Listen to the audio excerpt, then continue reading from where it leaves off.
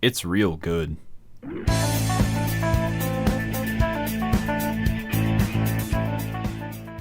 Alright, in all seriousness, I played through Persona 3 and 4 about 6 years ago at this point. At the time, I already considered Persona to be in contention for my favorite game series of all time. I didn't really follow when Persona 5 would be released, because I felt there was no way the series could improve at that point. Feeling like my expectations would only be too high and never satisfied, and then Persona 5 blew my balls off with how incredible it was. It met or exceeded my expectations in every way. Fast forward to now, and Persona 5 Royal comes out, and I was ready to be amazed again, and it's not that much better than the original. But that's okay, because this version is still a strict improvement over the original Persona 5, which is an accomplishment in and of itself, given how amazing the game already was. This video is going to share the reasons for why I think the game is great. This is why I love Persona 5 Royal. A small introduction to the game universe is important in case you have not played Persona before. So Persona 5 is about a high school student who was wrongfully and maliciously convicted of assault. As a result, he was kicked out of school, and the only place that will accept him is called Shujin Academy, located in Tokyo. He is taken in by Sojiro Sakura, a cafe owner who mentions that he is being financially compensated for taking the player in. Although it is a little bit up in the air for the reasons for him doing so, he says it was mostly just a favor, and that he kind of sees a little bit of himself in the main character. On the way to school one day, the player randomly stumbles into an alternate reality, which is known as the metaverse, where a corrupted person's desires becomes real. In the first instance of this, an abusive teacher at Shujin Academy believes that he is the king of the castle, with the school being his castle. Now, while in the metaverse, there are monsters known as shadows that require a person to be able to summon a persona to be able to defeat. The player is unique in that he has the ability to negotiate with shadows and obtain their powers as a persona. It is learned that by stealing the treasure of a corrupted person's shadows in the metaverse, it will force the person in the real world to have a change of heart and admit to all the awful things that they've done. Also, for the treasure to appear, a calling card needs to be sent to the person in the real world, which is why the team is typically known as the Phantom Thieves of Hearts. Half of this game takes place in the metaverse, defeating shadows and stealing treasures, while the other half of the game takes place living out the life of a student, hanging out with friends, and exploring Tokyo. And with that established, let's talk about the game. For me, Persona has always been about the metagame. I mean, plenty of JRPGs, and anime for that matter, are about teenagers going on adventures or gaining extraordinary powers and taking on tough challenges. The funny thing with Persona is to imagine something like Pokemon, of going through areas, battling other Pokemon, gaining experience, taking on bosses, but after you're done with that, the game zooms out and you have to live out your day-to-day mundane life. Fans of the series will know that the majority of your time will be occupied trying to spend time with characters to build up their relationships.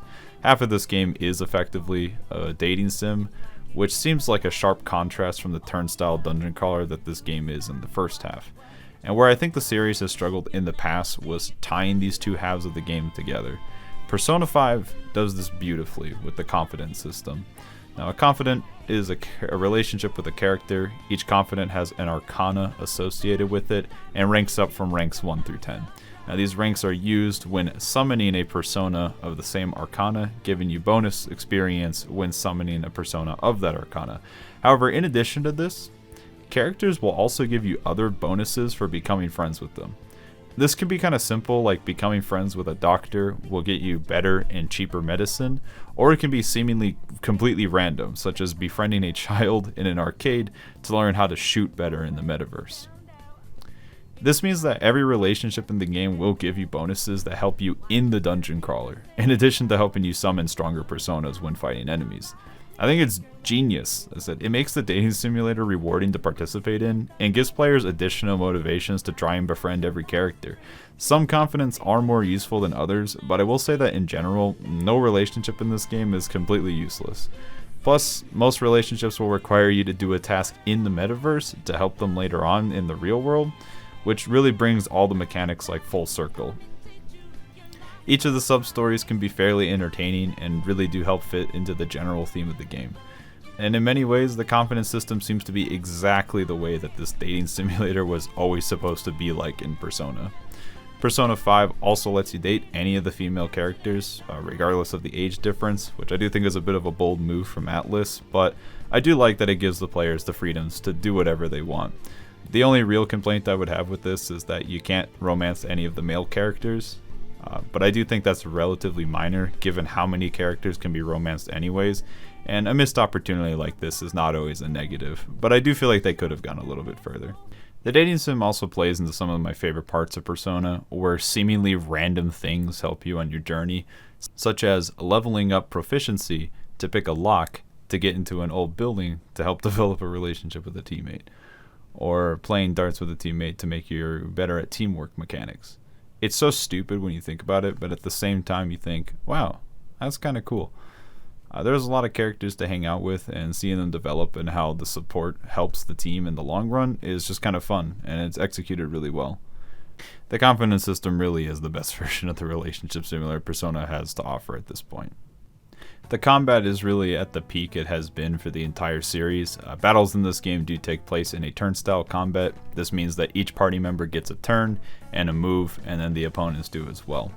The UI updates that were made in the original Persona 5 were fantastic, which basically consisted of the designers saying, hey, did you know that the controllers have more buttons than just move and select? Once you learn what to click, it is faster than practically any other turnstile game I've ever played. Considering the amount of options, it does seriously cut down on the amount of button presses throughout an entire playthrough. But another mechanic that I find defining for Persona is the idea of once more, getting an additional turn after hitting an opponent's weakness. However, in Persona 5 Royal, when you get a once more, you do have the option to give that turn to a party member, which is called a baton pass. This was a feature in Persona 5 the original, but you had to rank up your confidant with the party member to unlock it. Now, it's just a fully fleshed out feature right from the beginning. The fact that if you down an enemy, and you can just give that turn over to a party member and then combo these baton passes together to stack additional bonuses has really completely revolutionized the combat in my opinion. I mean, playing this made me say, damn, this is the way it's always should have been. So it adds a completely new dynamic to the turnstile system that while it's not necessary to use to beat the game, it just feels so satisfying and it just feels natural in general to use. It makes resource management significantly easier while also giving party members a little bit more of a role. I do feel like one of the downsides of Persona in general is it's really easy to just use the main character to down the enemies at the first turn of every single battle, but this helps encourage players to use more options, which I find to be a good direction for the series to go in. Also, as a result, it doesn't make you feel weird about using a new party member who you just got to join the team that you probably haven't built up a confident rank with yet. Also, guns getting their ammo back at the end of every battle means that there's an actual reason to use them now instead of trying to conserve ammo all the time, which is a nice improvement over the original. Personas now having passive abilities do make them strictly stronger than their Persona 5 counterparts, but it gives them more distinct powers that kind of define each persona that you use. Some of the late game passives are just downright hilarious and will make you think, isn't this a little absurd? But I kind of prefer having a bunch of overpowered late game abilities. It does make the end game feel a lot more impactful, and also gives you new ways to optimize personas if you're really into that sort of thing. This does kind of make the game easier overall, but this is the right way to do it. Just give the player a bunch of additional options and make fights a little harder.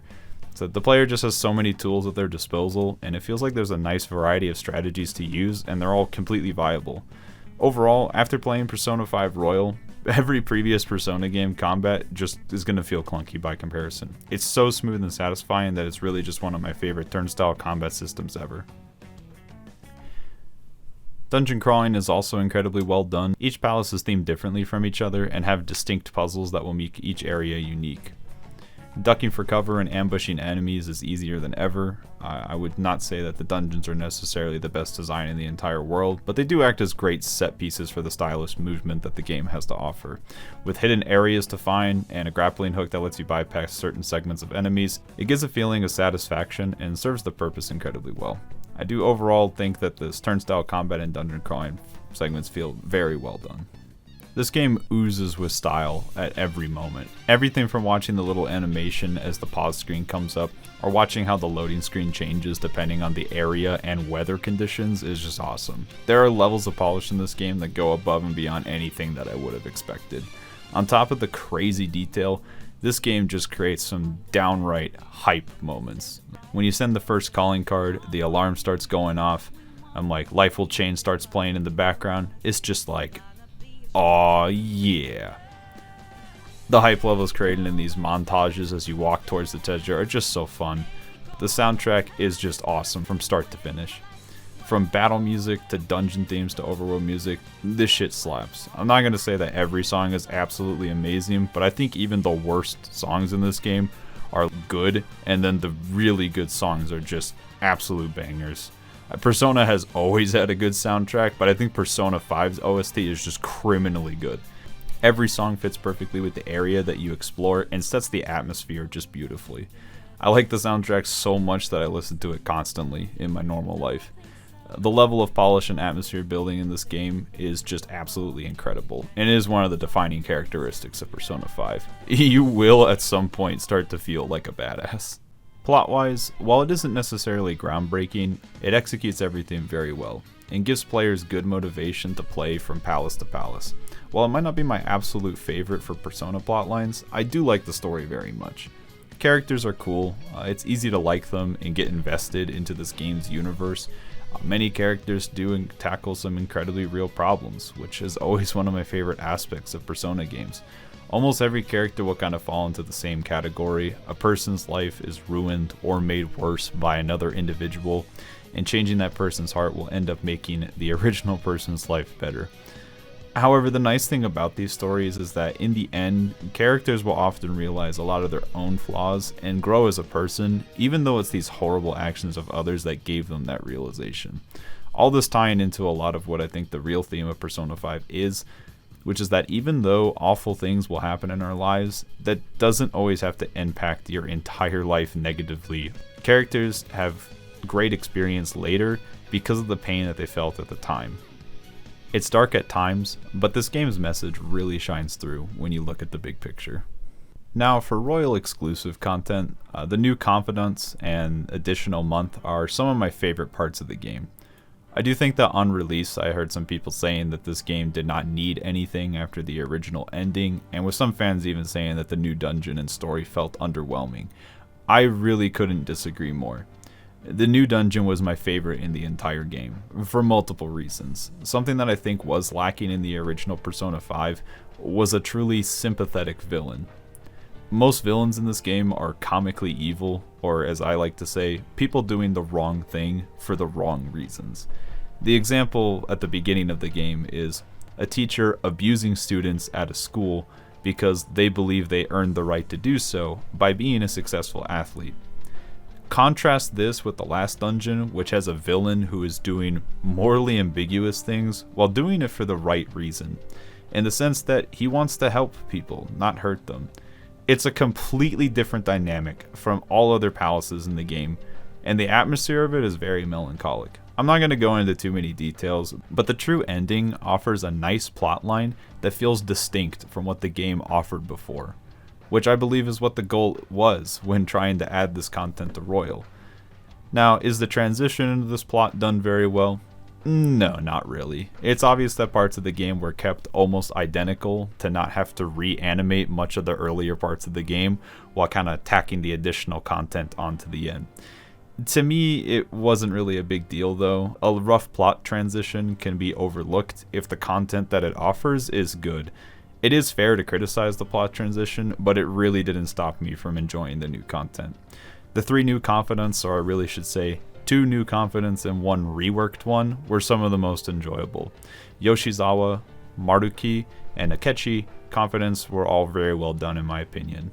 For Akechi, his character felt much more fleshed out and ended up going from one of my least favorite characters in the original game to one of my favorites, along with both Yoshizawa and Maruki being some of the best developed characters in the entire game. Everything new to the game in terms of story content was incredibly well done, and I think is some of the best in the whole series, not just Persona 5, but Persona in general. Now for the last part, if you're thinking of getting into Persona 5 Royal and whether or not you should buy the game, I'll kind of put everyone into 3 categories. 1, if you never played Persona before, absolutely play Persona 5 Royal, as it is the most complete and best version of the game. 2, if you played through Persona 5 the original, loved the game, and have no problems replaying through most of the same content with just some quality of life changes, I do recommend playing Royal still. And 3, if you played Persona 5, liked the game, but didn't really see yourself replaying through the entire game again, only to get some more content out of it, I would probably recommend passing on this one, because it does kind of feel like the original game with DLC included.